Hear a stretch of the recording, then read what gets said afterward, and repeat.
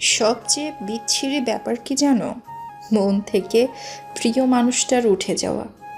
এক সময় যে তোমার সবচেয়ে প্রিয় ছিল, ঘন্টায় ঘন্টায় যার সাথে কথা বলতে না পারলে হাঁসফাঁস লাগতো, দিনের শুরু থেকে শেষ অবধি যে প্রতিটা মুহূর্তের সাথে জড়িয়ে থাকতো, সেই মানুষটাই যখন মন থেকে উঠে যায়, তখন তাকে দ্বিতীয়বার মনে জায়গা দেওয়ার ভাবনাটাও ভাবতে গায়ে বাঁধে।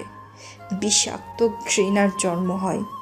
এই যে সবচেয়ে কাছের মানুষটা সবচেয়ে দূরের হলো, তৈরি হলো দুজনের মাঝে বিশাল শক্ত দুর্গ। ঘৃণা আর হাজারটা অভিমান, এসব কিন্তু একদিন কিংবা অকারণে একা একাই হয়ে যায়নি। এসবের জন্য ওই মানুষটাই দায়ী, যে কাছের থেকেও দূরের হলো হলো ভীষণ রকম পর। শোনো, কেউ তোমাকে ভালোবাসলে তাকে দ্বিগুণ পরিমাণ ভালোবাসা ফিরিয়ে দিতে হয়। কেউ আন্তরিকতা দেখালে তোমাকেও দেখাতে হয় এক বুক আন্তরিকতা। আমরা মানুষরা যে ভালোবাসার ক্ষেত্রে বড্ড কাঙাল, মুখে অস্বীকার করলেও এটাই যে সত্য যে আমাদের দেওয়া ভালোবাসার বিনিময়ে আমরাও পেতে চাই এক আকাশ পরিমাণ ভালোবাসা।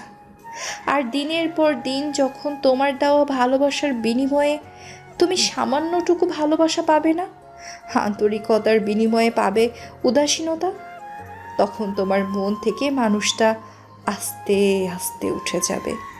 ইচ্ছে করলেও তুমি তাকে আর মনে জায়গা করে দিতে পারবে না। মনটা যে বড্ড বেপরোয়া, মস্তিষ্কের কথাও শোনে না। এরপর মন থেকে উঠে যাওয়া মানুষটা যখন টের পায় যে তোমার মনে তার জন্য সামান্য পরিমাণও অনুভূতি নেই, তখন সে তোমার কাছে অভিযোগ করে। কিন্তু কী লাভ অসময়ে অভিযোগ করে, যখন সময় হাতে থাকতেও তোমাকে ধরে রাখতে পারল না সে।